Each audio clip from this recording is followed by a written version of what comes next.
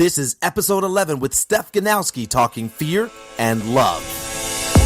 Welcome to Fear Less University, the podcast where we discuss, dissect, and examine some of life's greatest fears. My name is Coach Lane Lee, performance coach and fear psychology enthusiast, here to help you understand your greatest fears. Fear is my passion, curiosity is my nature, and understanding is the gift I seek to share with all who will listen. Because if we seek to understand more, we can learn to fear less.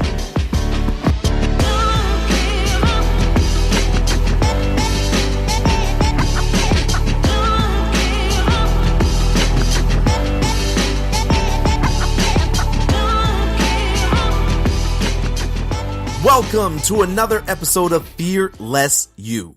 Each episode, I feature a new guest who lends their special brand of wisdom and expertise to help me unlock the mysteries of fear. What we discuss is not an exact science, but in all things, we seek understanding. Because it's not about being void of fear, but instead understanding more to fear itself less. I want to thank you for spending some time with me today.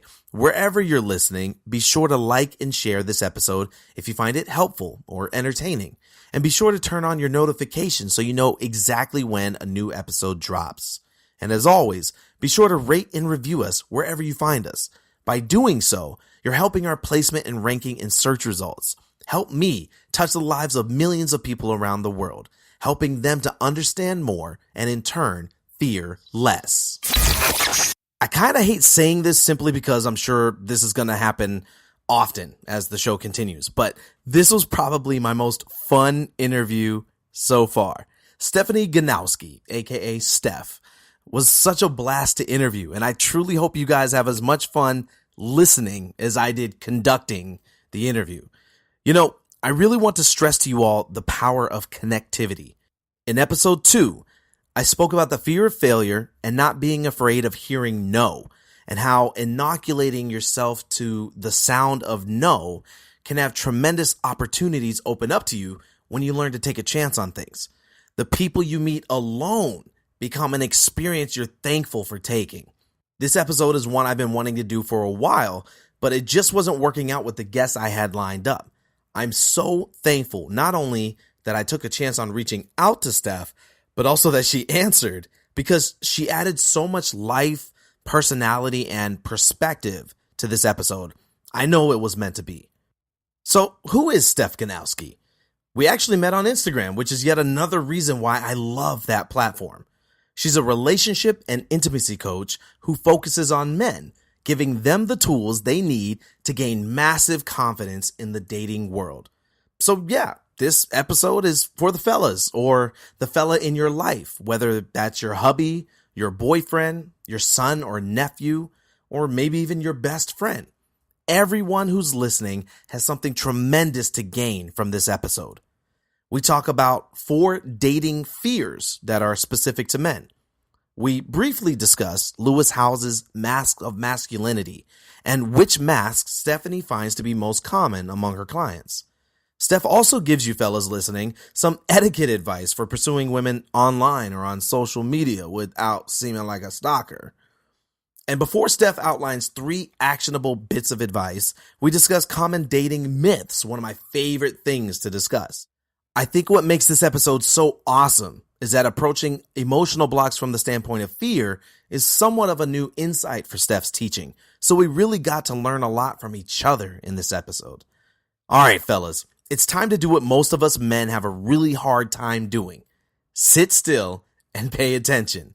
Grab your notebooks and your pens. Yeah, you heard me. Stop texting, Snapchatting, tweeting, or whatever it is you're doing with your smartphones right now, and write with your hands, for crying out loud. And give your full attention to the insightful, the delightful, entertaining, the one and only Miss Steph Ganowski.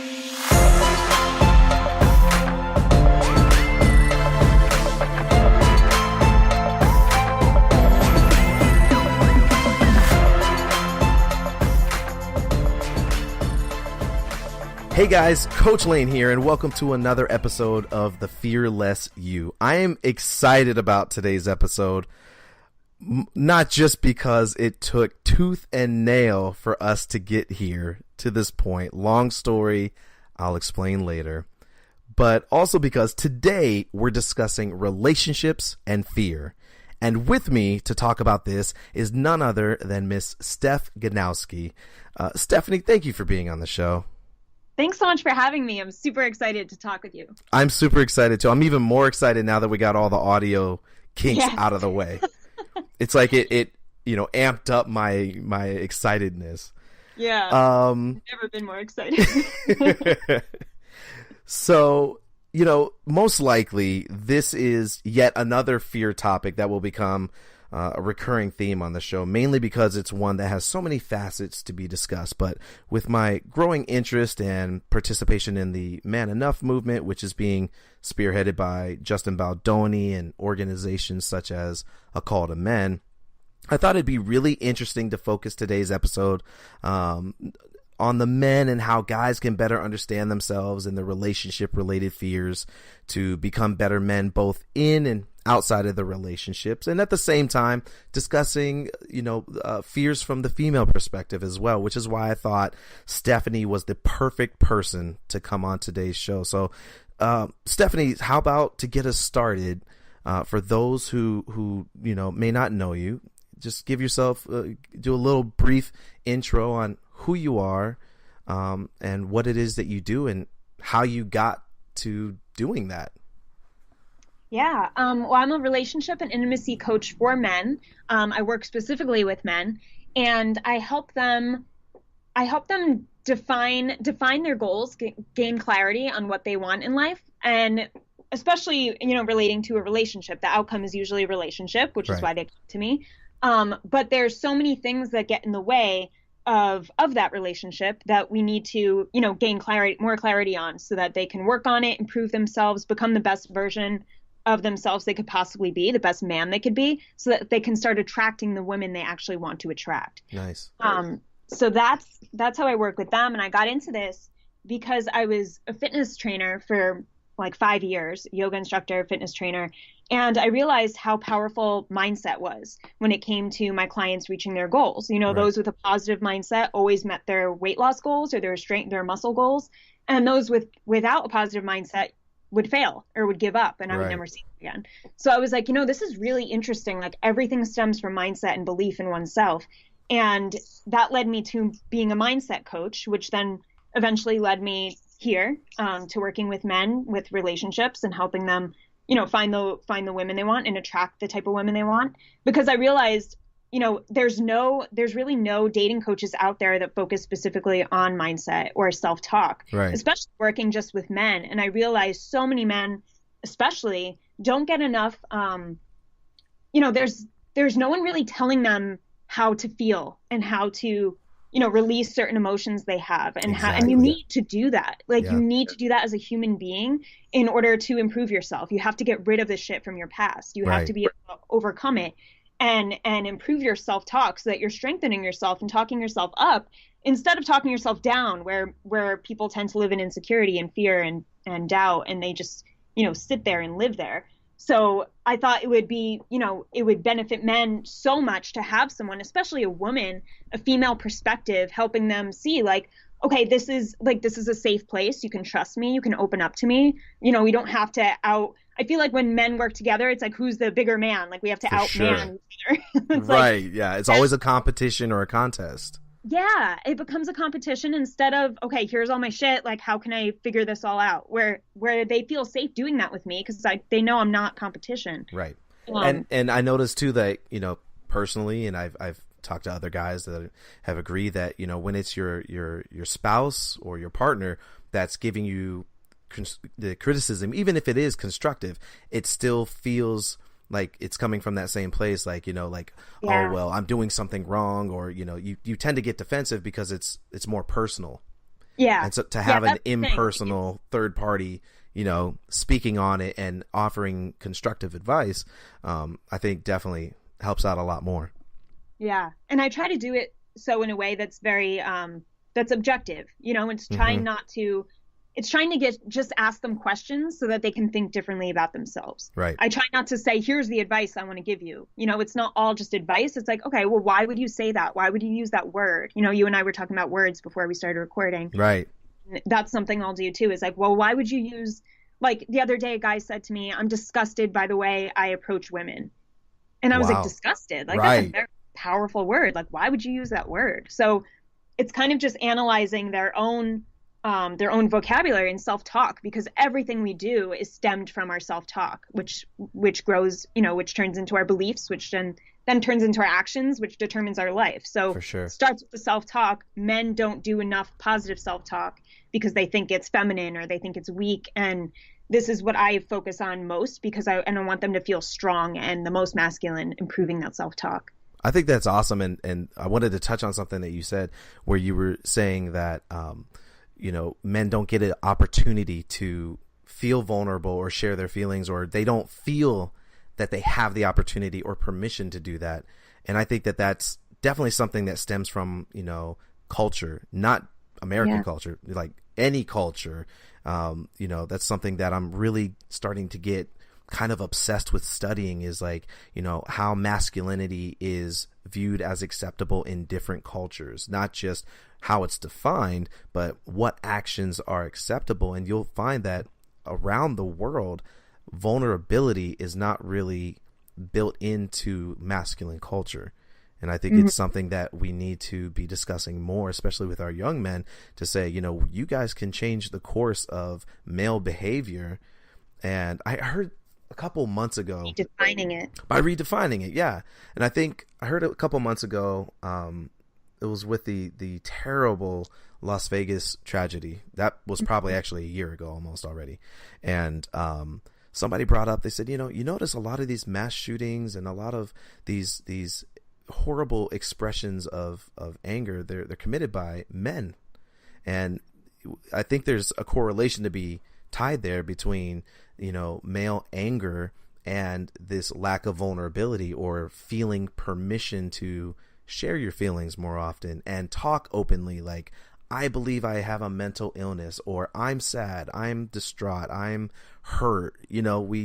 I notice even I don't do it, and I'm considered to be a pretty sensitive guy, but I don't share when something is actually bothering me, and then when I finally do, it usually ends up coming out in some sort of like a verbal outburst, and I know sometimes my wife is like, you didn't intend it to. Exactly. And I know, like, just the other day my wife was like, where did that come from? Like, what else is going on? And I was like, I probably should just talk more often, so and I think that's, the brain is not meant to talk as much as the female brain. So it's like, even just your brain structure alone makes it more difficult. Like, then there's society on top of that just reinforces, like, shut up, don't talk about your emotions, be a man.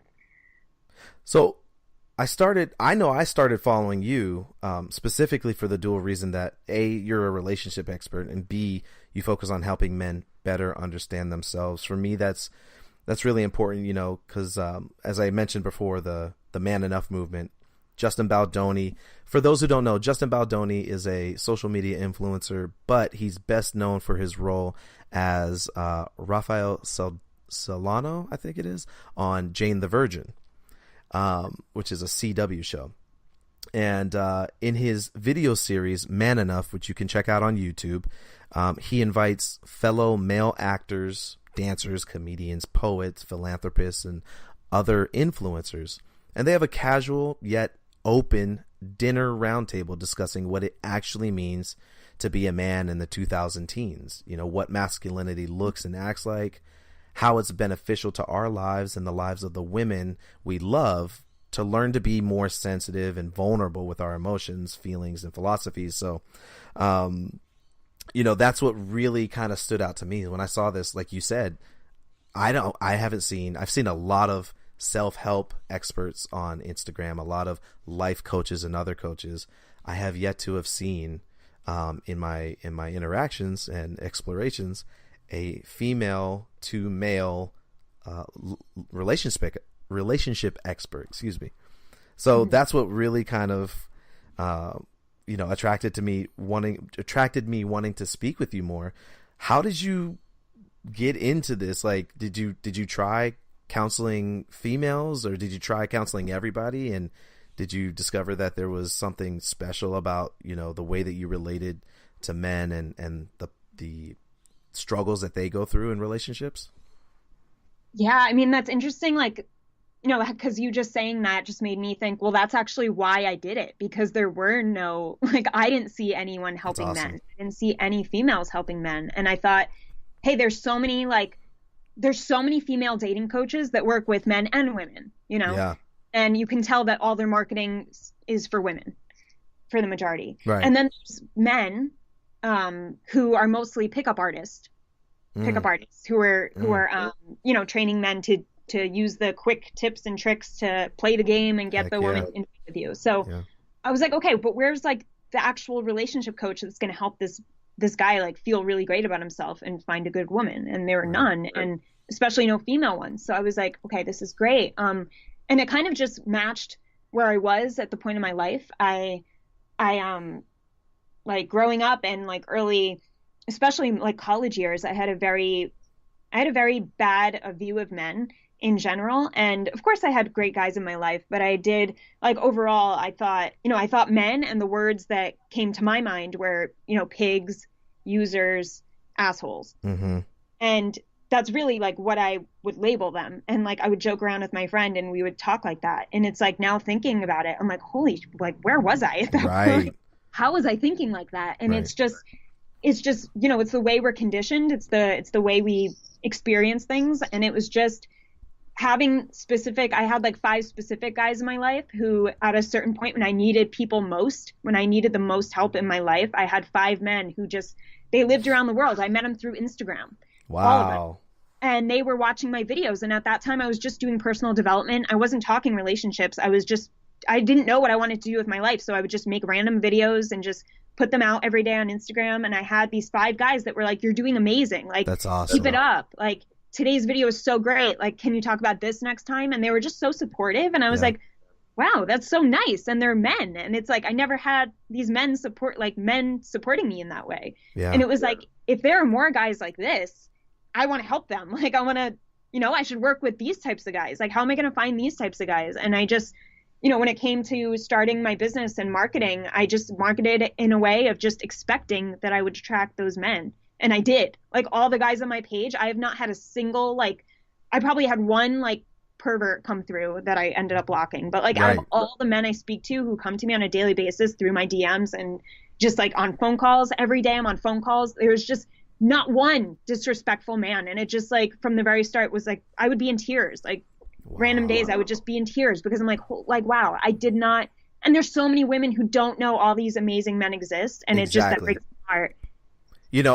For a long time, I felt that it was kind of like a badge of honor to feel, and of course this is a self-proclaimed title, but it was like a badge of honor to feel like, like you're the last of a dying breed, of guys that do take it upon themselves to focus on, okay, how could I be more sensitive? How can I work on myself? I'm not perfect by any stretch of the imagination. I'm still a work in progress, like most of us.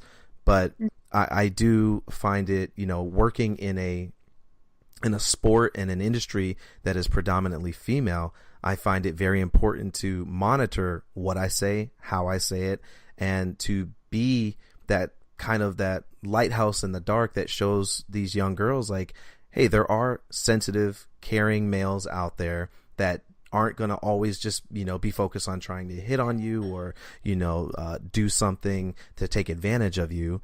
That there are guys out there that are going to love you for who you are, and you don't need to adapt who that is at all, to just be yourself. But I think that you're exactly right. It would be so much better if this was not so uncommon, that it was more commonplace that guys are like this. And I know, like you're saying, I'm seeing now that there are so many more men out there and young men that are like this, that share this mentality. It's just culture would much rather show that, just like everything else, like watching the news. Culture would so much more rather show the negative sides of masculinity. Yeah, because it's more exciting, right? Right. You know, it's drama.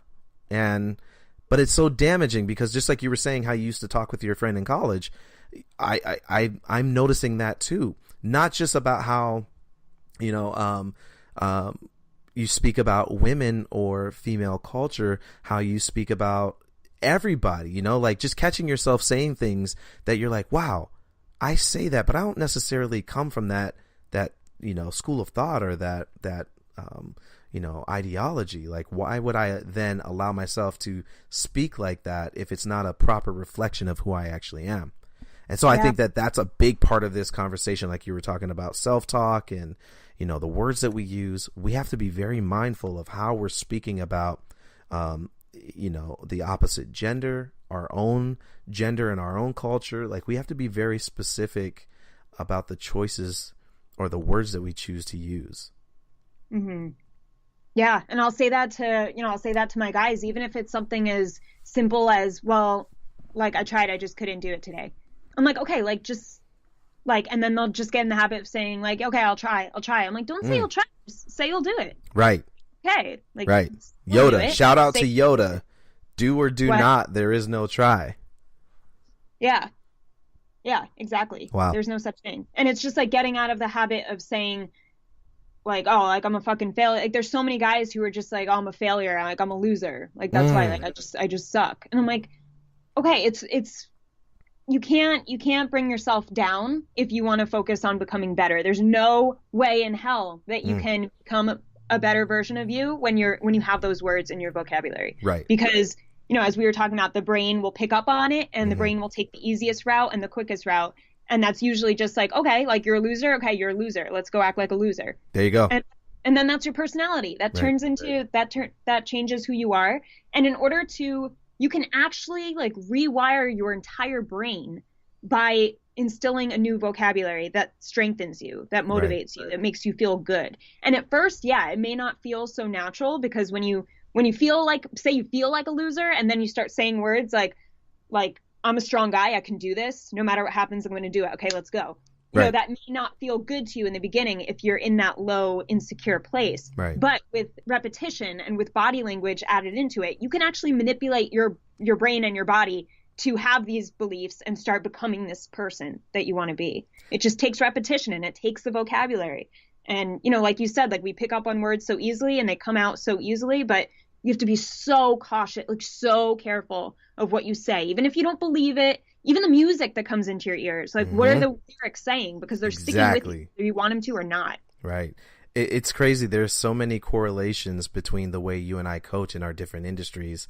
Specificity, repetition, and unfamiliarity. Those are all things that I'm always talking to my athletes about. You know, they're like, oh, that felt, you know, they try a skill for the first time and they'll start dogging themselves like, oh, it could have been better. That felt really bad. I'm like, yo, pump the brakes for a second. You've never tried this before in your life. And, you know, compound on top of that the fact that your brain is interpreting this as a foreign threat. It's an illogical threat to your safety, to its safety. You know, I've mentioned on the show many times, the brain is a self-preservationist. And so, like you were just saying, it wants to take the shortest route to an action so that it doesn't have to risk danger or exposure, right? So that we have to stay in that place of complacency and safety. And that's why, like you're saying, you know, it'll feel foreign when you start changing your self-talk, because think about it, if the brain wants you to be comfortable and complacent, then where you are most comfortable existing is where the brain is going to feel comfortable. If you're comfortable existing in a place of negativity, that's where the brain is going to feel comfortable. And the moment you try to traverse outside of that comfort zone, the brain starts pulling you back. I have a friend that had this great quote. He said, the brain has to stretch to accept a new idea.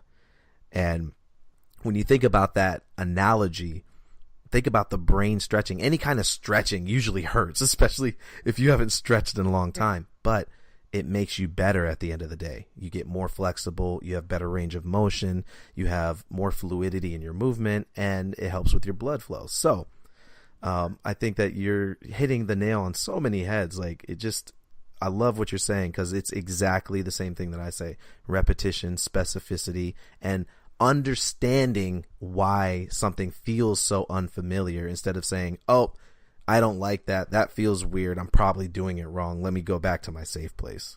Yeah. And I'll warn my clients too. Like when I take them through a body mind exercise, I'll say, look, right now it may not feel good, but you have to keep doing it because you don't want to stay in the place where you're in. So Of course your brain wants you to stay in the comfort bubble, but if you're not happy in the comfort bubble and you want to get out, then you have to do something that feels weird, that feels different. And as long as you trust me, just keep doing it, and then notice how your mindset changes. And it always does. And they're just like, wow, mind blown. I think we're going to trade services, Steph. I'm going to teach you how to tumble, and you're going to teach me how to be a more confident man. Yes. And we're going to coach each other coaching. It's going to be amazing. Right? Oh my God. I think that would be awesome. That would be a Right. mind blown moment. So, moving on to my next thought, and something we've kind of already touched on already, but what I like about, like I was saying, what I like about the way you coach and that your business is that you're coming from a place of, let me help you better understand.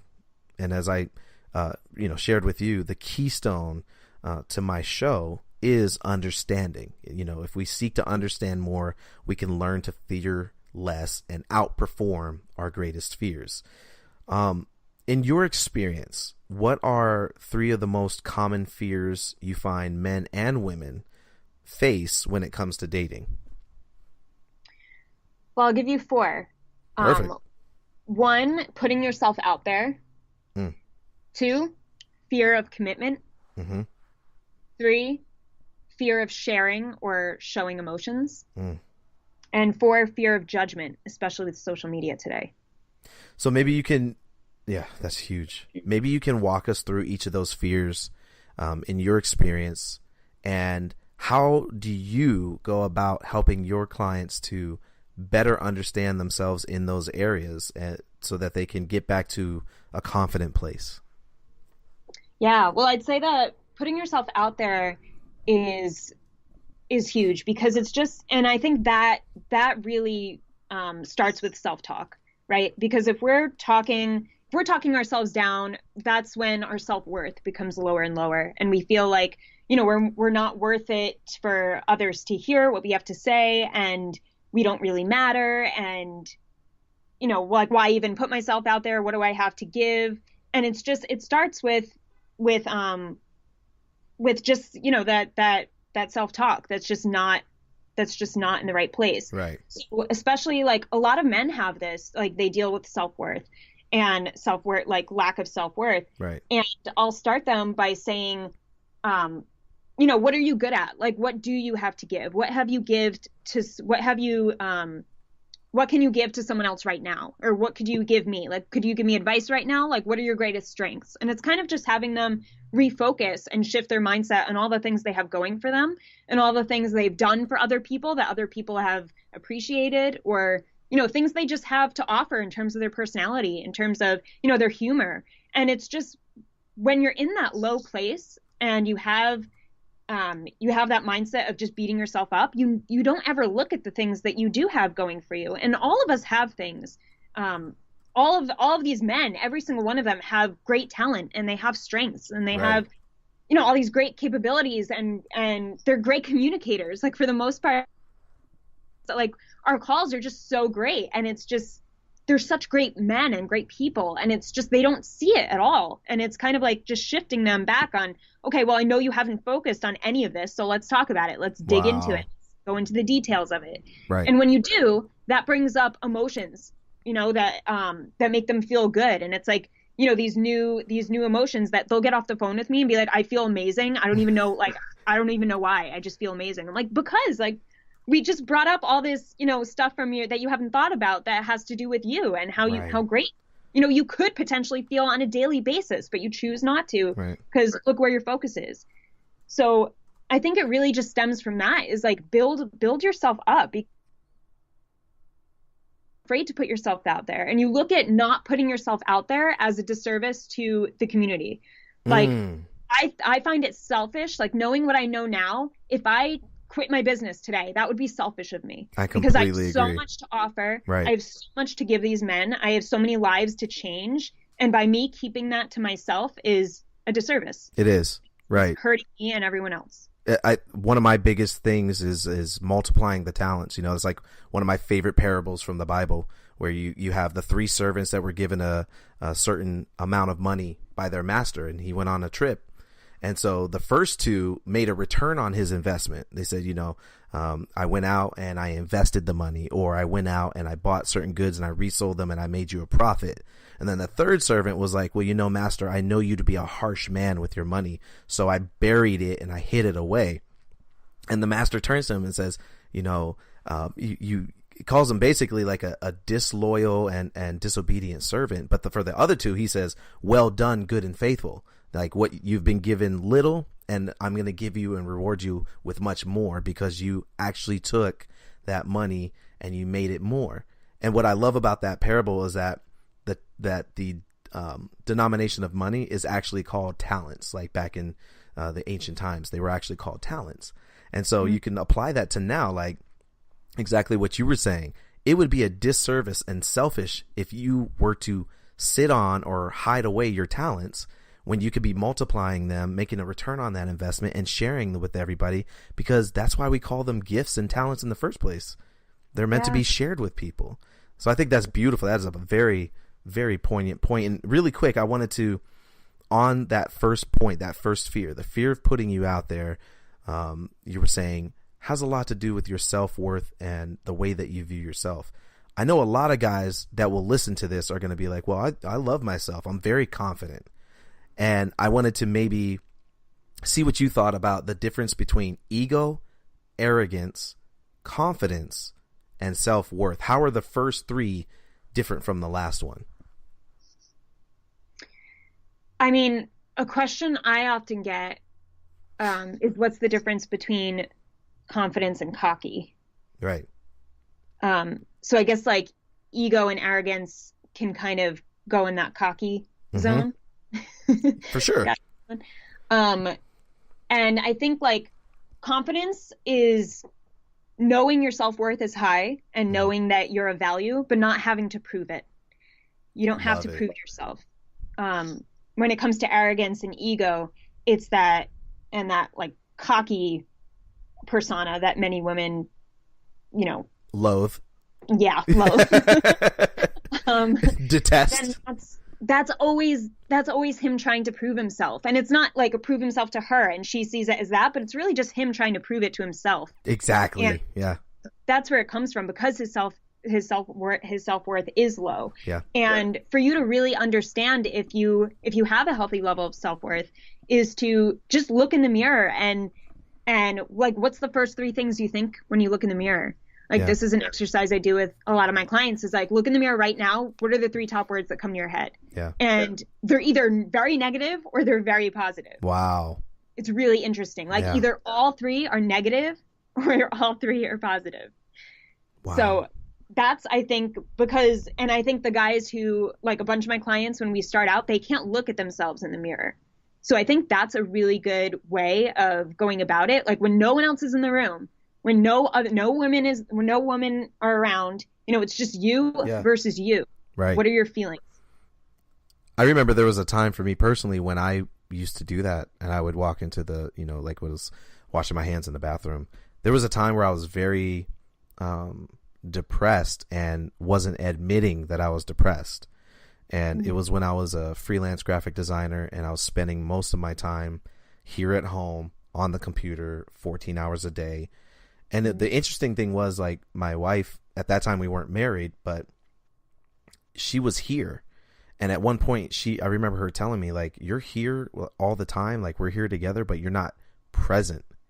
And I remember I would look at myself in the mirror during that time, and I was depressed just because I wasn't feeling, my self-worth was so low. I didn't feel like I was actually making a contribution to anything. And while I was working so hard to build up this business that I thought I wanted to be in, I was failing to see that there was no value being added to anybody's life, especially mine, especially hers. And I would look at myself and the first 3 words would all be negative. And I think at one point I was like, like it was just very negative. Like, I hate you.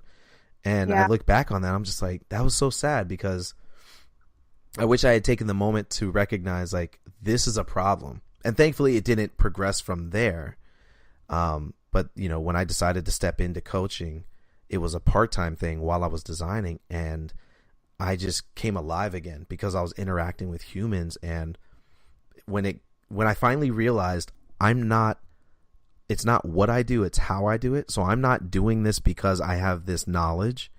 I'm doing this because I have a very specific way of looking at how to perform these skills. And I like playing detective. I like playing counselor and therapist, like when I'm talking to the kids and realizing sometimes they don't have anyone else to talk to, and how a session with us, doing a private lesson, working on a back handspring can turn into, this is why my week was so shitty and I needed somebody to tell.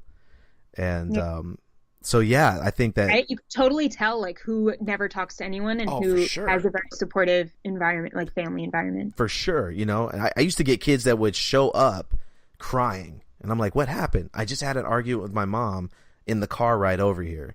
Or, I got picked on today at school. Of course they don't say it like that, but that's essentially what happened.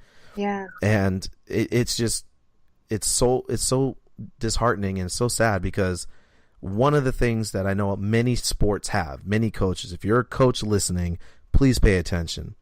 What we need to stop saying is leave it at the door. Have you ever heard that expression? Yes. I hate that expression now. Now that I'm not a head coach, I understand more intimately why that is so damaging, because as human beings, we are intrinsically intertwined with our emotions. So telling somebody to leave their emotions at the door and leave everything else that they experienced throughout that day at the door is so damaging, because it's going to influence their performance at your practice or at your session, whatever you're doing. It's going to influence it. And that is, if you want to be a great coach, you need to learn to be invested with their entire life and not just what they can add, the value they can add to your team, because they will add so much more value if you actually take the time, dig a little deeper, and get to know them and ask, how can I help you with what you're experiencing? Yeah. Yeah.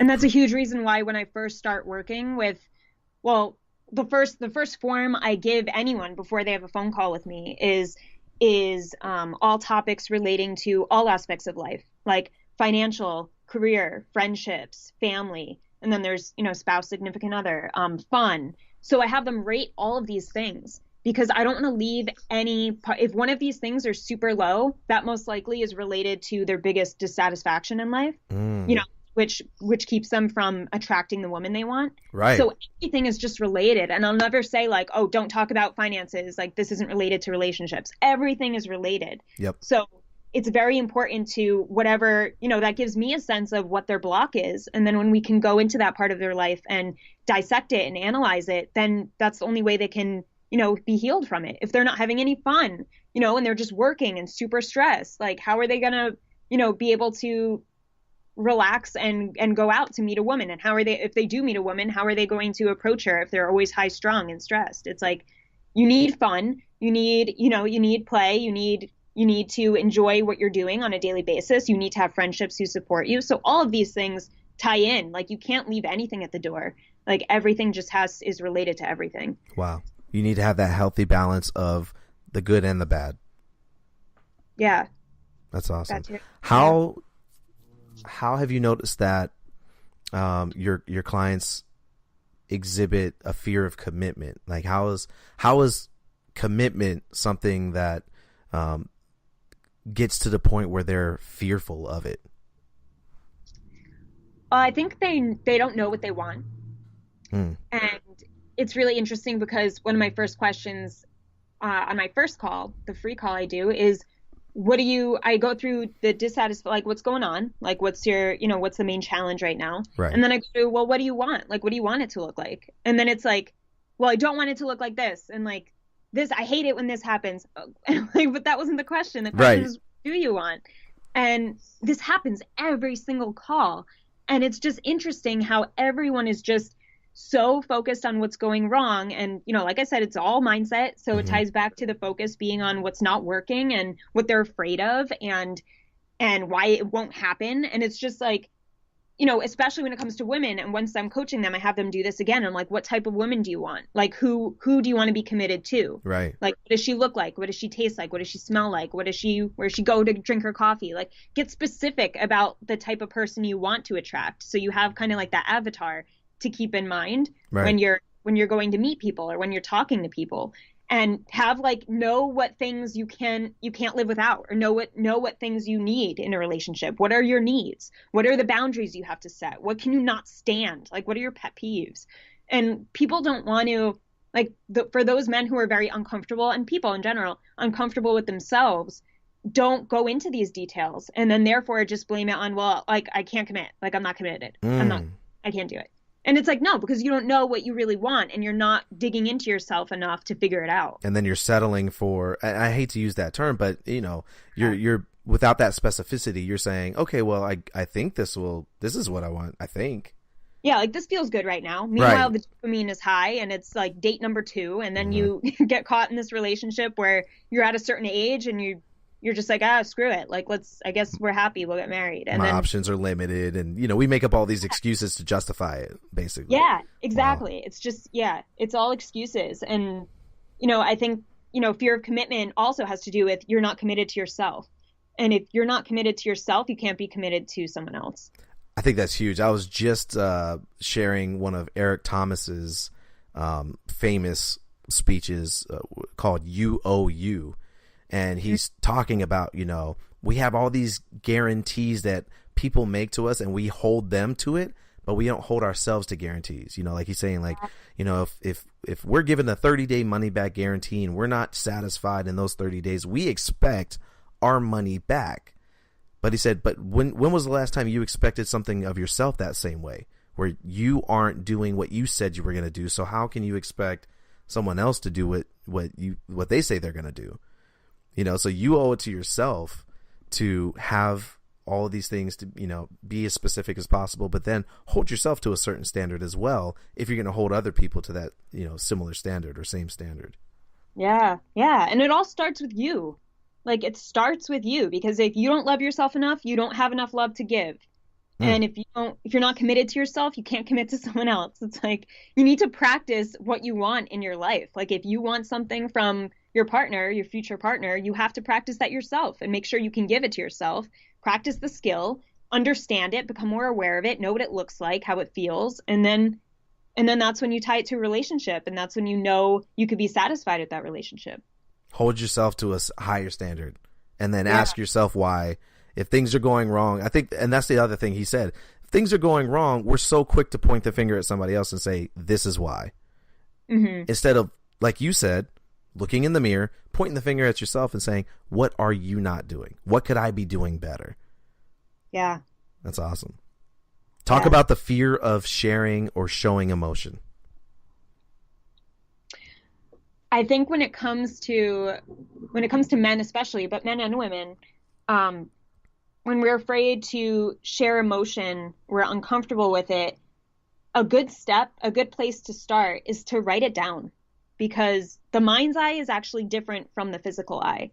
So we can have so many thoughts flowing in our head, especially females, because our corpus callosum in our brain that divides our 2 hemispheres is the nerve bundles in between is 10 times greater than a male's brain. Wow. So we have thoughts, going back and forth constantly, from all angles, every area of the brain. And it's just, that's why women get overwhelmed so easily. Yeah. Because we're built to multitask. We could have a baby, so we could do this, blah, blah, blah. And men are more direct in their thinking. So because of this, but men are also not, vulnerable and not releasing enough emotion. So, right. So men and women to become better at expressing emotion or releasing that overwhelm is to write it down on paper. Get in the habit of journaling, or if not, you don't have to think of it as journaling, oh, this is my day today. It doesn't have to be this long thing. I think when people think journaling, they think you have to write a page about everything that happened in the day. It's right. Just get out a piece of paper in the morning and write down how you're feeling, and ask yourself why. I think like when we get in the habit of asking ourselves, like getting our thoughts first on paper, if things are like are all over our mind, just put it on the paper. Yeah. Then you realize like, oh wow, it's not that big of a deal. Like I Mm-hmm. thought I had so much more and it's just three things and Mm-hmm. I could fix all this. So it's like you can look at it from a different eye. Um, Plus like, if you have a certain mood or you have a certain feeling and you're not sure why, just start writing. Like just say, I feel like this right now. And then most likely you'll say, because, this happened. But this happened before and it's okay. Like I can figure it out. And then you just kind of go with it. Like when we get a thought out of our head, it's not as scary. It's more, I could fix, like now I'm looking at it, I'm facing it, it's face on, I'm Mm-hmm. looking at this fear, and then I can find a way to deal with it. So it's Yeah. much easier to deal with it if we know what it looks like first. But in our head, it's just too cloudy. It's all over the place. We fall into the trap of, oh, I just feel shitty. Like I'm just in a shit mood. Right. Okay, then do something about it. Like Right. don't remain in that mood. You don't have to. So I think by just starting by putting thoughts out on paper and just journaling feelings, and even throughout the day, like this is an exercise I give to clients, is if you're like, say you have a thought and it's a negative thought and it just pops in your head out of nowhere, just ask yourself why in that moment. Because I think we just feel a thought and then we're like, oh, that was a shitty thought. And then we just go on. Yes. It's like, if you catch it right there while you have it and be like, why did I just think like that? Why did I just say that to myself? Exactly. Okay, it's probably because this happened, but I really don't think that. It's just because this happened and that triggered me. So I'm okay. We have to deal with it right away. Whereas just letting it snowball, into bigger things without realizing why we had a specific thought. So ask yourself questions. I ask myself questions all the time, talk to yourself, like get in a habit of having this inner dialogue with yourself. And that's how Mm-hmm. your self-talk becomes very positive. When you build a safe, healthy relationship with you, Right. then you're not afraid to have thoughts and then, analyze them or question them. Yeah. And I think that speaking with yourself develops trust with yourself too. Cause I think a lot of us don't Yeah. trust our own decisions most Yeah. of the time, so when you can talk to yourself more often, I talk to myself all the time, like driving God, in me the too. car. Like, It's the lane show. I'm like, I need friends. I need more friends. Right. I mean, like, cause I'm in the car going to these different lessons and everything, almost 3 hours on average a day, round trip. So it gives me plenty of time to reflect, to pray, to think out loud. And it's funny that you're talking about writing it down, because that's probably one of the most profound pieces of advice I've ever been given, was by a friend of mine, a mentor, who said, people who receive inspiration, write it down. And he said, without people having done that throughout history, we wouldn't have these volumes of inspirational text, so whenever you receive a thought or, just write stuff down. He basically said, just write stuff down. And last night I had a 6-hour round trip, basically like 2.5, 3 hours to my destination and then back home. So I had plenty of time to think. And then it started getting cloudy and muddled, and I started getting frustrated. I was like, okay, why can't I just keep track of this? So the first chance I got, I was at the drive-thru getting some In-N-Out. You're welcome, everybody that doesn't live in California. And I pulled out my notepad on my phone and wrote it down. And when I looked at it, I was like, oh, yeah, that's real simple. Why was I stressing out about keeping track of all this? But I think it's so important to just write stuff down. That's huge. And the other thing I was going to comment on is, I love, the more I'm talking to you and learning about how you coach, the more I love it, because I do a lot of the similar things, a lot of the same things. Start with your why. Why do I feel this way? Why did that thought come through my head at that time? And why am I doing this in the first place? I think just that question alone is so important to define on a daily basis, because it's a question, like you said, we don't examine enough. We use words and we accept thoughts and just brush them off as, happenstance. Oh, that's just something that happens, whatever. And one of the things that I'm trying to get my clients to realize more often, the athletes I work with, the coaches, the parents, is we use synonyms for words that were never meant to be compared.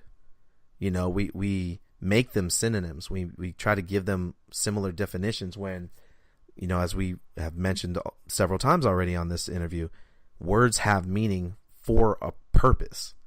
And so you got to use specific words to specifically describe how you're feeling, the actions you want to take, everything. So I think that was great that you hit that point, because it's super important to define your why, and to begin your process with defining your why. Yeah. Sweet. The fear of judgment. Or one more thing. Yeah, please. Emotion. I think, because I'm thinking about, when people get in arguments or disagreements with someone else and they don't know how to express themselves emotionally without getting both people in defense mode, face to face, it gets heated. Yeah. A good way also is to write down your feelings to that person. And even if you're not necessarily sending them what you write down, it does still relieve a lot of stress. It allows you to rethink of the whole situation. It allows you to reflect on it and question if you actually want to say that to them. And I think that's just a very healthy way of dealing with, aggravation or an argument, instead of going face to face, where both of you are just not going to listen to each other. Right. It's better to just write down like how you're feeling, what you want to say to them, and then you have a means of reflecting on it and either lessening, the anger in the letter, or just, never sending it at all. Just use it to release your own tension. Say all the stuff that you probably would say offensively in the letter, so that you can see it and no, I didn't mean that at all. Yeah. But I know it's better than saying that to their face and then hurting the relationship. I've been told many times that I'm confusing sometimes when we're in an argument, and I can see that because I'll just speak off the cuff, in the moment when I'm like, I really, that wasn't what I was trying to say. And it's like, as you're searching for words, you just keep digging a deeper hole. Yeah. Instead of just saying, okay, let me just take a moment and go cool down and then figure out what I'm trying to say. So. Yeah. Step away from it. Exactly. So the fear of judgment, how is that a fear that comes into play with relationships? And in your experience, how have people exhibited that fear, that specific fear? I think fear of judgment often relates to what I found in my personal clients is it relates to childhood, and everything relates to childhood. Yeah. I think especially judgment, we have bullies, we have, people who talk about us, who call us names, who, see our bad test score and tell all the other kids. Like, we all have a specific memory where we were judged, right? And I think the fear of rejection is one of the greatest fears that people try to avoid on a daily basis. Right. And I think this like stems from that judgment as a child, and like not wanting to feel isolated and wanting to be part of the group and wanting to just roll with the crowd and be in the norm. And I think when it comes to social media, especially, like, there's so many men even who I have like a couple clients who are trying to grow a business online, and they're like, I don't know, I just like can't I can't like I don't want to put my face out there. And it's just like, why? Like, This is your business. Like, your face is your business. You have to get it out there. And it's like, no, I can't. And with men and women, like even choosing profile pictures for Bumble or like online dating sites, they're like, what if she thinks this? And like, what if, like, maybe I shouldn't write that in my bio because she'll think this. And I'm like, well, what do you think? Like, let's go back to like, what do you think about yourself? And like, is that a good way for her to depict you? Like, is that the way you want to come off to women? And he'll be like, yeah, like that's something I would say. Like, that's how I would want. I'm like, okay, well then why are you worried about what she says? Like, obviously she's not the right woman for you if she's going to judge you based on you being authentic. Right. Like, as long as it's authentic, it's good. And I think it's just getting men especially into that pattern of be you. And I think it's kind of hard to think that way, because it's like, all right, well, be yourself. What does that mean? And that's such like, it's a question we always hear. That's something we always hear. Just be you. Just be yourself. Be authentic. And then guys are like, well, I am. And then I get yelled at, blah, blah, blah. But it's just like, if you are you, like, if you're really trying to be the best version of you can be always, then you can't beat yourself up. Like, if you are trying your hardest and you're taking the steps to do what's right and to treat women women respectfully and how you believe they should be treated, like great in a relationship, then what can you do? Like, why beat yourself up when you're doing everything you could possibly do? It's just like, I think we need to let go of living for other people and start living for ourselves, and know that if we do live for ourselves and we are trying our best, then we will attract someone who sees that and who feels that. Because when we're authentic, women read, especially women, like we are expert body readers, right? We have babies. We have to be great at reading nonverbal communication. So when it comes to a man approaching a woman, she can feel if he's authentic. Like she'll know, she'll feel it. She'll see it in his nonverbal communication right off the bat, like right away. Right. And a guy can tell me he's confident and that he's this or that, but I can know if he's being honest or not, because I can sense it. I can feel it. And it's, so especially with men, it's like, if you're authentic and you really are trying your hardest and you really aren't trying to creep her out, like, because what if I creep her out by saying, what if I make a creepy comment? I'm like, is your intention to be creepy?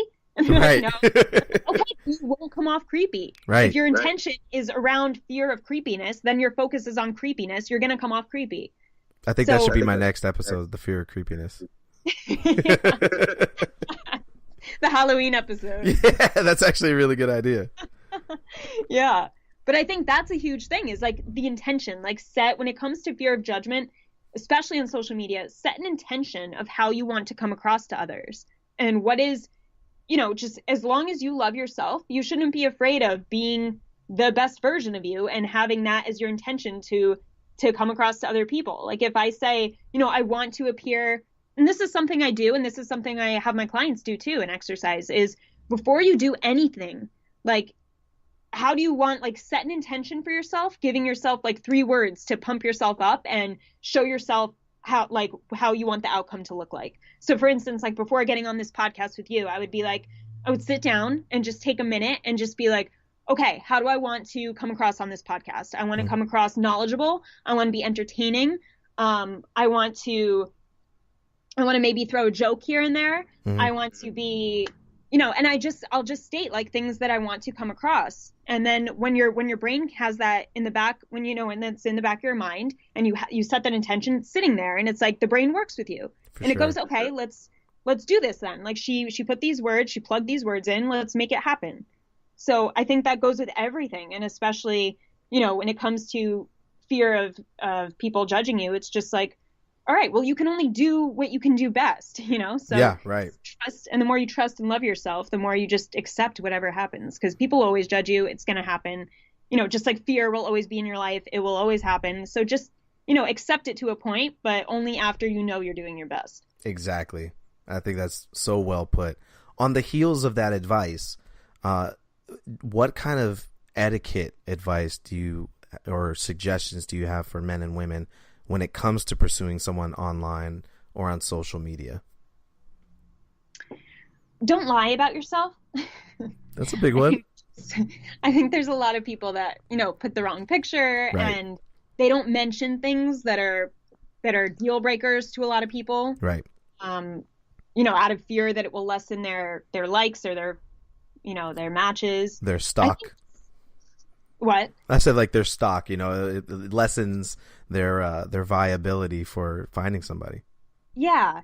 I think just be totally you, and just when you know what type of woman you want to as a man, and vice versa, when you know the person you want. Right. Make sure that you're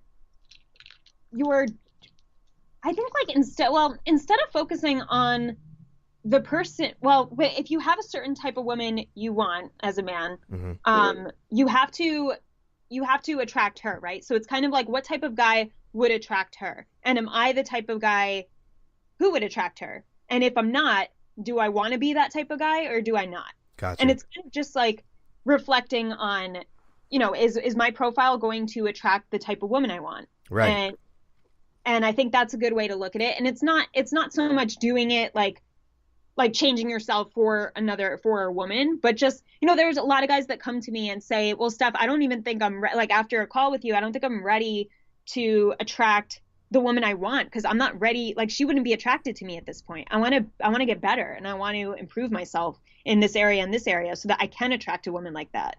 Like, I don't want to attract a woman like I am now because she's not going to be the woman I want. Does that make sense? Yeah, no, it does.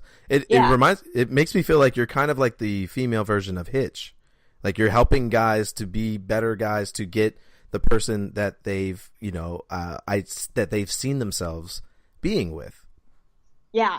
It's awesome. Yeah. And a lot of people have said that. And I'm like, yeah, it does actually make sense with like the way, because it's not all about, I don't want them all just being like, okay, that's the woman I want. Now I have to change me to match her. It's like, no, right. Make sure that you want to be the man she would be attracted to. Exactly. That's the most important part. And then if you are, then work hard as hell to become that man and then go pursue her. Because at that point she'll want to be with you if you have all those qualities. So I think when it comes to online dating, it's just, make sure, I would say first, before even online dating, make sure you're in a healthy relationship with you. Like we said, it starts with you. Yeah. And make sure you're in a strong place mentally and emotionally and physically. Your body is in a good energy state because that matters a lot too. Women want a guy who's excited and happy and loves his life.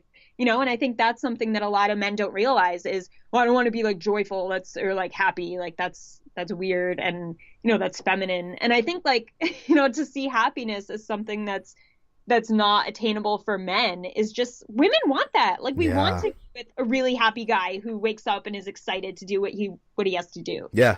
Well, like that, we want a piece of that because we want that. And we want, so it's important to physical energy is very important too. And I think as long as you can take care of yourself and you're in a really good place, then once you go into online dating, it's just, put out your pictures. Don't lie. Just be completely honest and know that, okay, this is the woman I have in mind that I want to attract. Like, this is how she acts. This is what she looks like. Actually make a list. I have my guys make a list to gain true clarity on that type of woman. And he doesn't have to attract women with every single thing on the list, but at least he has a very clear definition of that woman so that when he does meet her, his brain is actually looking like on the lookout for her. Right. I think it's really, just like, sorry, go ahead. It's like the pink elephant in the room. Like, don't think of a pink elephant. You're going to think of one because that's where your focus went, right? So if you have a focus point of, okay, this is the woman I want, and you read it, a couple times a week, then your brain is on the lookout. And whenever you bump into that, when you buy a new car, it's the same thing. Like, you see your car everywhere. So by putting focus on the woman you want, you'll also see more of the women you want in public and on social media, and it's insane, but this is how it works. I think that's really cool. I think that's called is it Bader-Meinhof? Bader-Meinhof complex is exactly what you just described. It's when, like, when you see a car, like you have a car that you want and you're like, oh, you're obsessing about it. Like, I want this car, and then all of a sudden you start seeing that car everywhere and you're like, holy crap. Like, everybody has the car that I want. When did that happen? And it's not that it hadn't happened before that moment. It's just that you had understood it. Yeah. Now that your brain is aware of it, it's now looking for that car everywhere you go. That's so awesome. Yeah. And everyone believes it with cars. So you have to believe, like, this happens to everyone, right? So you have to understand it works in all ways, and it works with the negative too. So when your brain is looking at the negative, you're waking up and you're like, oh, I feel like shit again. Oh, it's Monday. Like, this sucks. Right. It's going to be that's starting your focus. Therefore, that's where your awareness is. And that's what your brain sees. It's going to pick out everything that goes wrong in that day and blow it up and make it look so much bigger when it's not. There you go. And just a real quick amendment. Bader-Meinhof complex is a movie. I haven't seen it, so I don't want to get you confused. Bader-Meinhof phenomenon is the psychological principle. Just to clarify for everybody before they're like, oh, this is some weird German movie from the 70s. But yeah, and I think what I was going to say earlier is that what's so awesome is that you just thoroughly explained being yourself. Like, you just basically broke down step by step how to actually be yourself, which is how you started off that, when describing the fear of judgment and rejection. You said people get told all the time, well, just be yourself. You said, well, what does that actually mean? So if you weren't paying attention, rewind and go back and listen, because Steph just broke down step by step how to actually be yourself when approaching somebody of interest in your life. So I think that was awesome. That was amazing. Oh, thanks. Yeah, no, that's a credit to you for, just knowing knowing your stuff. Yeah. I love it. I can tell. I know. It's awesome. It's totally. You sound as passionate as I do when I'm talking about how to get human beings to flip head over heels. It's amazing. Cool. I know I brought him up, and I'm not trying to personally plug Lewis Howes, but I think in our pre-interview call, I talked about how he has that.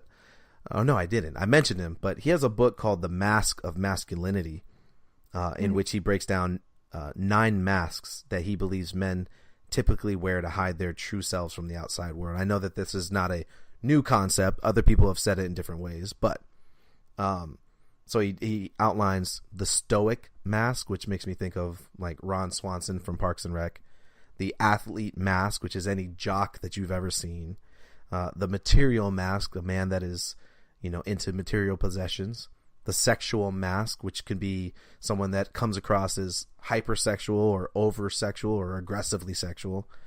The aggressive mask is somebody that just always seems to be aggressive. The Joker, who is, always making jokes I think people make jokes to take the attention off themselves instead of putting attention on themselves. The invincible mask, like Mr. Incredible or somebody that's impervious to feelings and harm. I think that's like the man's man. I'm invincible. Mm-hmm. The know-it-all, I know a couple of these people. And then the alpha mask, which is, I guess that's more of like the ultimate man. I'm the alpha male. Mm-hmm. Which masks do you find are most common among the clients that you work with when it comes to the subject of being more vulnerable when dating? Like when you're, maybe trying to coach somebody on being more vulnerable, which masks do you identify that are most common that you're trying to help them take off and learn to be more vulnerable? I would say that alpha mask is one, and the Joker mask. Wow, interesting. Yeah. And my first one of my first clients had a huge Joker mask on. Wow. And that was really interesting because I would, everything was just funny. Everything was a joke. And especially and it really wasn't like, not everything was a joke, but when it came to talking about what we needed to talk about, then it just like turned into a joke. And right. And I'd be like, okay, let's pull it back. Like, why did you have to make a joke about that? Right. Why? Like that wasn't really necessary. That didn't even flow. We weren't even joking. Like, did you notice that? And then it was just, and he didn't. He'd be like, wow, like I didn't realize that. That's awesome. Yeah. So he would go on dates, and then he would report back to me like after each date. And at this point, this guy was going on 3 dates a weekend, like crazy. And yeah, he found someone by the end of 90 days. He was in an exclusive relationship. So it was awesome. But like, that's awesome. Yeah. But in the beginning, he would say things like, he would come back and be like, well, I said this to her. And then like, and I'm like, was that supposed to be a joke? Like, why? And he's like, yeah, well, it was a joke. And I'm like, well, did she laugh? Did she find it funny? And he's like, no, like she didn't laugh. And I'm like, don't. Like, I think you missed the point of a joke. Yeah.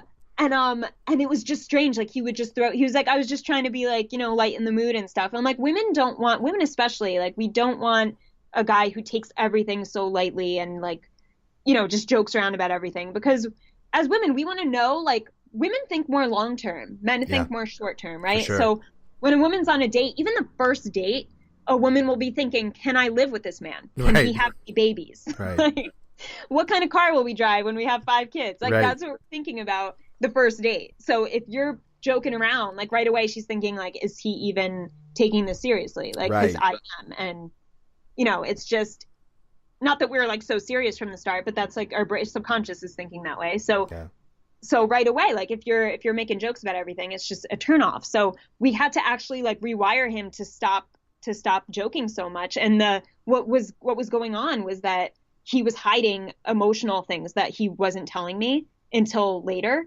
Wow. And once he did open up emotionally, he stopped joking. Wow. And it was crazy. Yeah. And That's he even amazing. said like he would report back from dates and be like, I didn't like make any jokes. And like the dates would go great. And it was just, it was just hiding. Wow. It really is a mask. It's literally a mask to cover up the fact that he didn't want to be vulnerable, and he never was, and he didn't know who he could be vulnerable with, or we could trust to take off the mask. So yeah, it took some time, but like it happened. It was interesting. Super interesting. What are some of the biggest dating myths that you've come across with your clients that you believe stem from a place of fear or a lack of understanding? Like things that they think because they're fearful or they don't understand, they're like, well, this just has to be true about me putting myself out there more. Dating myths. I think a lot of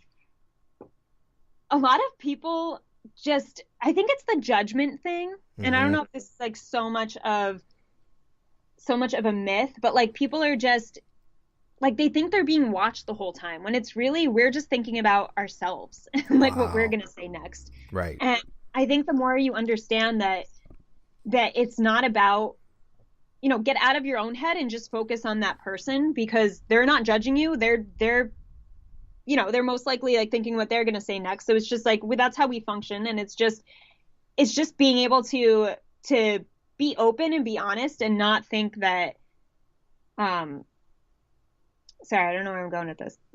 Hey, if I had a dime for every time that happened, no worries. No, but you're saying that it may not necessarily be a myth, but you feel like one of the most common things that comes up when you're talking to people about, putting themselves out there, that fear of judgment is definitely one that is prominent in your experience. Yeah. Like, I think it's just like, oh, they're gonna think this about me, and they're gonna notice this, and it's gonna, like, we point out our our insecurities about ourselves before we go on a date, like if we're nervous. And then it's just like, and it's like, you just have to realize that person will never notice them, so just don't think about them, and they won't come up. But I think it's just like, we're not really on a stage when you date. I think a lot of people think like, oh, like all eyes are going to be, on me tonight. Like he's just going to be like everything, all the focus is on me. But it's really like, we're all trying to, we all get nervous on dates, and like no one is not nervous, and no one's not a little anxious. I mean, you want anxiety. If it's a good date, that means you're excited, right? If there's anxiety with the date. Right. So I think it's important to understand, like, everyone is nervous. Like it's uncomfortable for everyone. Everyone's thinking about their insecurities. Like both people will be thinking about, their insecurities, and men will either, the cocky men will either flaunt their materialistic things to so that they don't show any insecurities, or women will do a similar thing where we'll just have we'll distract ourselves with, or distract him with jewelry, or a certain makeup look to hide from our things. And I'm not saying like all it's just like we do kind of put on masks. We all do, right, in different ways. Yeah, no, totally. I get where you're going with that.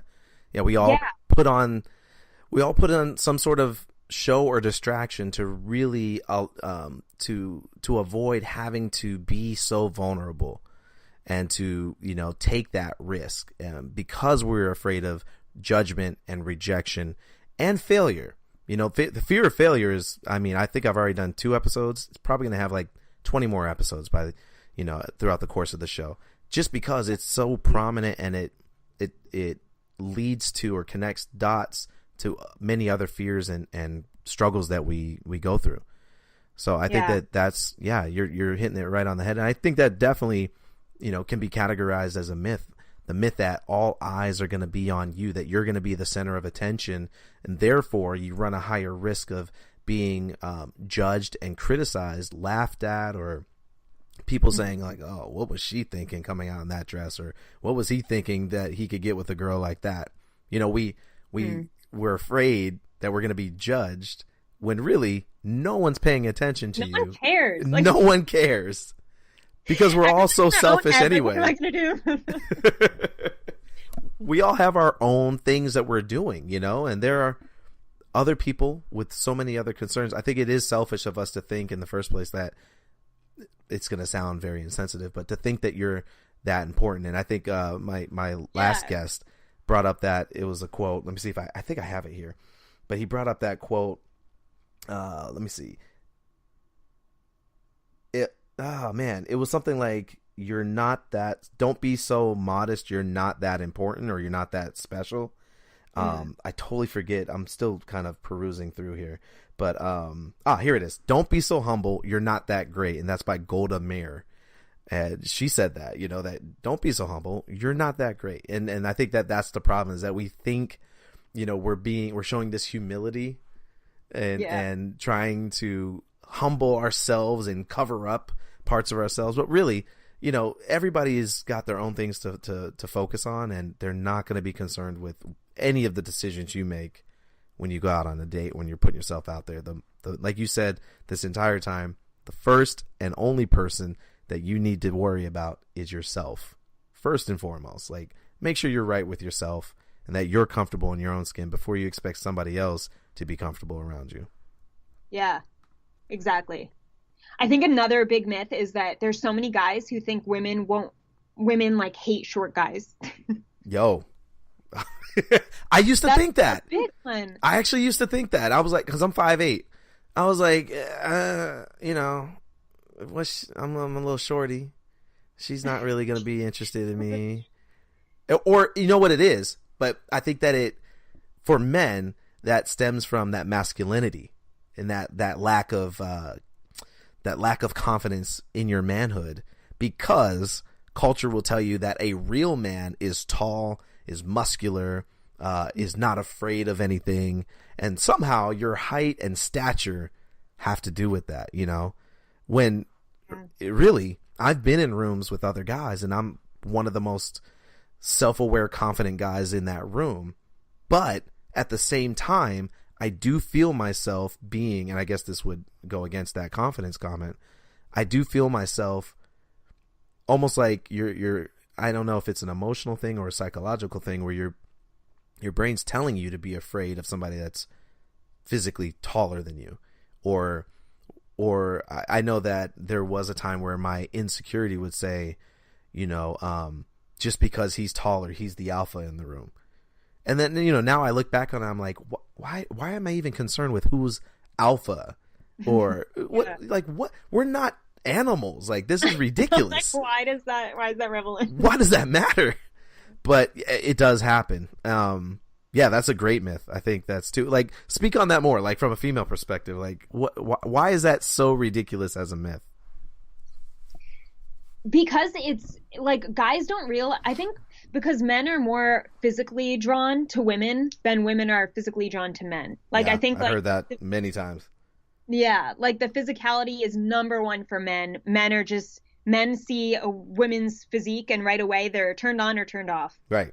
And you can either date her or you can't, like, you're either, and it's funny because I talked to a few of my guy friends about this, and I was like, would you ever date a woman you weren't physically attracted to? And they were like, no, why would I date her if I'm not attracted? And for women, it's like, no, we would, because mentality is more attractive to us than physicality. So for a woman, like, we won't be attracted at all, like, to a guy. Like, we can go on a date with him if we're not, like, most likely we have to be attracted to something, like, physical about him. Something has to stand out, right? Like, there has to be, like, one or two things that we're attracted to, and then he could get a date with us. Right. Where it's like, because if he made us feel a certain way, or he made us believe we were something that we want to believe more about ourselves, then that's more attractive than just his physicality. Right. So guys have to understand that, like, height and, your penis size. Penis size, there you go.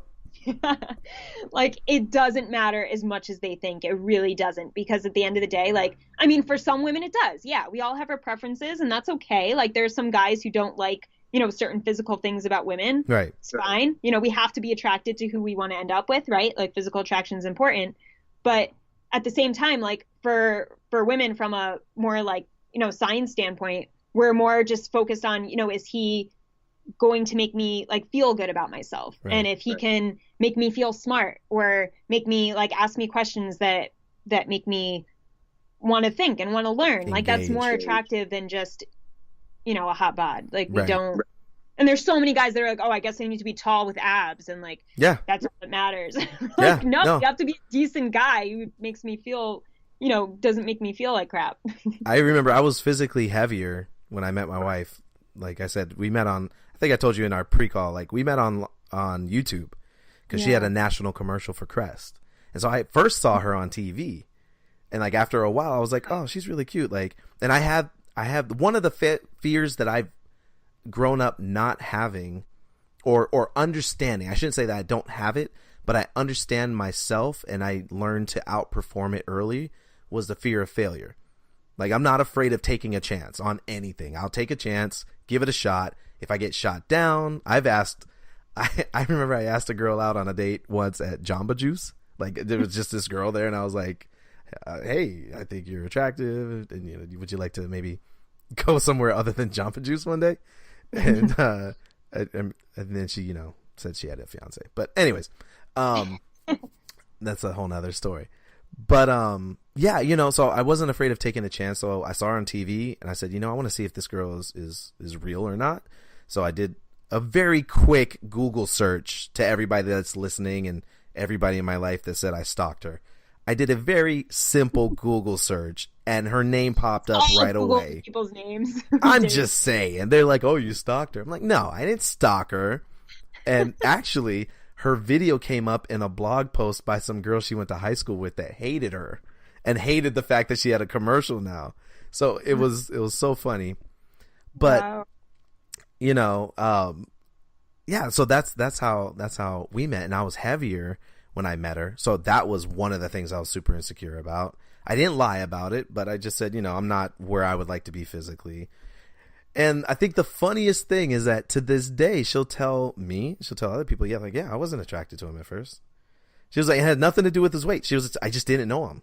Like, I just wasn't attracted to him. And I thought, but she's like you said, you have to be attracted to something. So she was attracted to my personality, and she thought I'd make a great, like, if it didn't work out romantically, I'd be a really good friend. And to a guy, you're like, the friend zone, great. You know, I'd make a great friend. Yeah. As you get older, you learn to appreciate that. Like, wow, that's a huge compliment. Because like you were saying, like, you had a horrible, you know, experience to the point where you couldn't call a guy a friend and feel that he wasn't going to take advantage of you or try something funny. So I think that is something that I can actually now look back on with pride and say, you know, she felt that I could be trusted enough to be a friend. That's actually a big deal. But, you know, I think and the opposite goes too, you know, with the physical attraction. Like, you can actually become less physically attractive if your personality sucks. Yeah. Yes. I right? agree. Isn't that crazy? Yeah. There's so much. I mean, we could go so deep with this. I love it because it's just the expanses of human psychology. It's just so vast. But but look, I know we should probably, you know, keep it to a certain length so that people don't zone out or fall asleep listening to this riveting conversation. Because I know I sometimes just get lost in what I'm listening to, and I'm just like zoning out. I'm like, okay, that's not safe while I'm driving. It's super interesting. I just probably should be more engaged. So how about this? Before we go, where can everybody find you online and follow you to learn more about what you do, what you teach, and maybe even reach out to you for your services? Yeah, well, I practically live on Instagram, so I'm always in Instagram stories. Amen. DM me at Let's Talk Relationships. With periods in between, correct? Yeah, Let's I don't think that talk. matters. I think you could just type it without the periods. It still comes up. But yeah, just in case. Let's talk relationships. And yeah, I'm there. I'm always providing content in my stories. You know, I'm doing post a day of value. You can look at my website, which is sgdatingcoach.com. Yeah, so there's some stuff there about neurofeedback, and I have a few blog posts on there. And then, you know, I have my podcast, which is the What I Love About Men podcast. It's on iTunes and Spotify. So I'm gonna go subscribe right now. Yes, yeah, subscribe. Got you. I also do a weekly email blast that just shoots value and knowledge once a week. So if you want to get on my email blast, I make a post once a week to get emails. So just, you know, focus on my Instagram stories. You'll know everything about me through there. Awesome. Yeah, that's where I think I found you through the Explore page. Oh, yeah? Or one of the two. I either found you through Explore or you liked one of my posts or something. And I usually, you know, I try to be very engaged on Instagram. So if somebody likes something, then I'll check out their profile and see if, you know, they're equally as interesting. And you were. I was like, wow, this is really cool. And I think this would make a great, podcast episode. Yeah. So a few days ago, I asked you to come up with 3 things that you wanted to leave our listeners with when it comes to the fear of putting yourself out there. So what are 3 things that you want to arm, what 3 things, pieces of knowledge you want to arm people with as we lead out of this episode? I would say number 1, boost your self-talk. Because that's going to, like I said, that is number 1. The way you speak to yourself is so important. So make sure it's in a good place and make sure it's your inner dialogue is always making you feel strong. And if it's not, ask yourself why. Number 2, I would say clarity. Gaining clarity on what you want, who you want to be. Mm-hmm. Get a good grip of, okay, who am I right now? Who do I want to become? And how do I bridge that gap? Okay. And the more clear you are, the easier it is to bridge the gap and know exactly what your action steps are. Number 3, work on leaving your comfort zone and just think of it like, there's a circle and there's a little dot inside the edge of the circle. So just think of moving that dot right to the outside of the circle. Okay. Don't think of making huge changes. Just think of making, okay, I'm going to step 1 foot outside the bubble and then another little foot and then another little foot. And then eventually you'll be in a new place and you'll have a different way of thinking and a different mindset. So just always tell yourself, I'm not afraid of leaving my comfort zone. It's good for me. It's going to help me. It's awesome.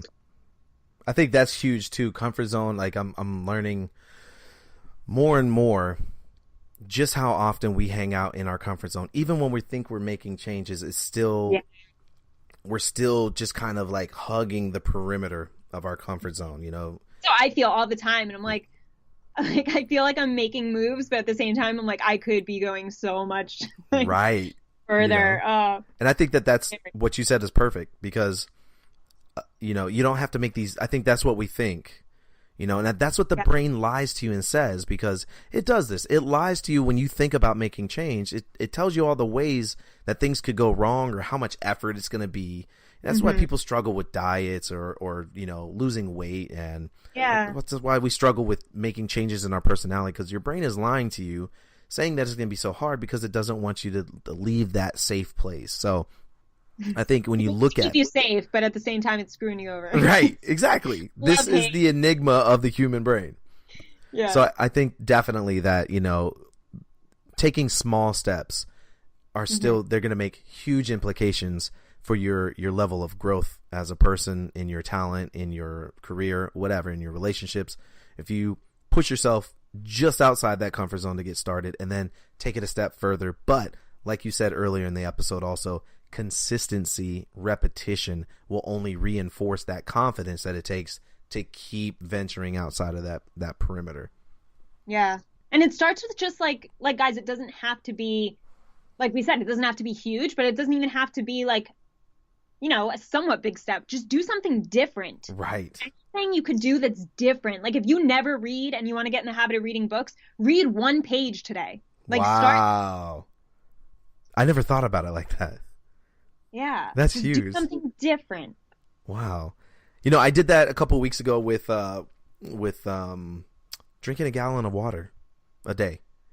And I was like, I'm not expecting to crush this entire thing of water, especially since I've been so bad at drinking water daily. I'll have like a couple glasses, but drinking that much more water, I was like, for my health, I feel like this is right for me.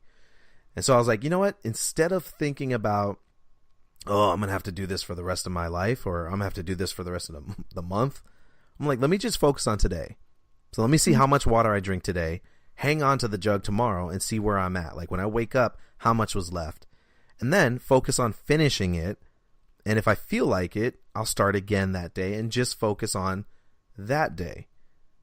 So like reading a book. I like that. I've never had that. I never had that mentality.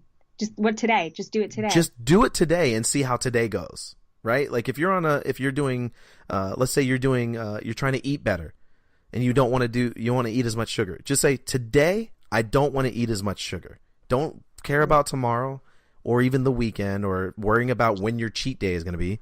Today, I don't want to eat that much sugar. And then see where it gets you. And then tomorrow, it's a new today. And that for me worked so much better. It got to the point where I was holding on to that water jug like it was a safety blanket, you know, like it was like my bottle when I was a baby, just because it became my focus, and it wasn't something I was doing anymore or trying to be. It was who I was now. It was like, I'm now a jug head, you know, like I'm drinking water out of a jug every single day. And what I would do too is, you know, one of my biggest fallbacks, I would get a soda or a tea when I would go out to fast food or, you know, eat out. And so I'd get a drink with the meal that I was ordering. But with this, physically carrying it with me or keeping it in the car, I was like, oh, I already got a drink. I don't need something else. Yeah. So it was really like helping me day to day. But the book, that just blew my mind. I never even thought about it like that. Like, screw a chapter. Just try reading a page or a couple paragraphs. Like, that's nothing in the scale of your life, you know, in the scope of your life. That's nothing. Yeah. And that's how you want yourself to start thinking. Oh, it's nothing. Like, I could do that. You want to get yourself in the habit of, I can do that. So. It's huge. Yeah. All right, Steph. 2 questions that I ask or try to ask all of my guests. You ready? Yes. First question. What is your definition of fear? Like, if you had to ascribe... let me back up. What is your definition of fear?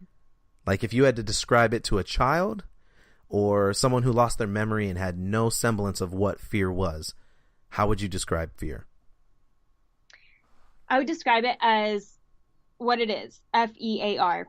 False expectations appearing real. I think, like, you know, fear is just this idea in our head that we make so big. And it's like, I think to just use it as what it is, like, we're going to have it, we're going to feel it, but make it your friend, you know, and just realize that it's just most likely the worst of it is not going to happen. So it's just like, it feels so strong. The feeling is so strong and it feels so real, but it's just really appearing real. It's just false expectations appearing real. So I think when we can just understand that, okay, most likely this is not going to get the best of me, but yet the feeling is still going to be there. I have to do something about this feeling. So I would just say, like, embrace the feeling, because it's going to be there for the rest of your life. You're going to have it. So don't try to ignore it. Don't try to hide it, but just use it as a means of, okay, this keeps me going. This keeps me on track. Fear is actually my friend. And, you know, although it's maybe not, like, it doesn't have to be realistic, and it may not, but it's here to help me in a way. It helps me grow. The only way I can grow is if I have something to keep me on track. And I think fear is that thing. If you're just tuning in right now by some crazy circumstance and you just, you know, jumped in at this point of the interview, that was not a paid sponsorship for Fearless University. That was our guest, Steph Ganowski, breaking down fear the exact way that I do every single day. This is the interview from heaven. That's what happened. That's exactly what just happened right there. That was perfect. I actually use that same acronym, but I've substitute false for fabricated. So sometimes I'll say, because the brain will fabricate reasons why you shouldn't do things, it comes up with intentional lies. So I'll say fabricated. Was it false? Fabricated expectations appearing real. That was perfect. Okay, second question. This is a little bit more personal. What is the greatest life lesson you have ever learned from fear? I would say that it was, I wouldn't be in California if I didn't deal with fear, because I bought a one-way flight last year, about a year and a half ago, from New Jersey. And it was because I was in a very damaging, toxic, emotionally abusive relationship that I was actually terrified of leaving, because after 2 years of being in it, gave me this sense of security and sureness, you know, like when you're familiarity. With someone, it was just I was comfortable in it. And even though I hated it and I hated myself being in it and I started feeling bad about myself in it, it's amazing, like, thinking back at that time that I was, you know, hating him and hating myself for being with him. Yeah, I was still stuck with him. Wow. And it was kind of like leaving just buying a one way without an apartment. I didn't get an apartment until 4 days before my flight. So I booked like a month in advance. Yeah. And I just said, screw this. Like, I'm sick of being in this relationship. And I didn't tell him. I just left. And I just remember packing and just wanting to puke everywhere because I was like, what am I doing? Like, I'm leaving 5 jobs. Like, I was a freelancer and I had 5 streams of income, and I was comfortable with this, with this relationship, even though it was terrible. And I was just like, I was dealing with anxiety, and I was about to go on antidepressants because I was so down and I was so like afraid of this relationship. And I just hated where I was with myself. And I was like, something needs to change. And I just, if I wasn't terrified, and I wouldn't have, I don't know, like the whole thing was just, my life was in a scary point. And I think I was just like, something needs to change right now. And that fear allowed me to need that change and crave it so bad. And, if I wasn't afraid, I wouldn't have ran, and I wouldn't have done the crazy thing I did. And even though it was scary, it turned out to be the best decision of my life, because I wouldn't have started this business if I didn't. So, yeah. That's beautiful. It's funny because we think that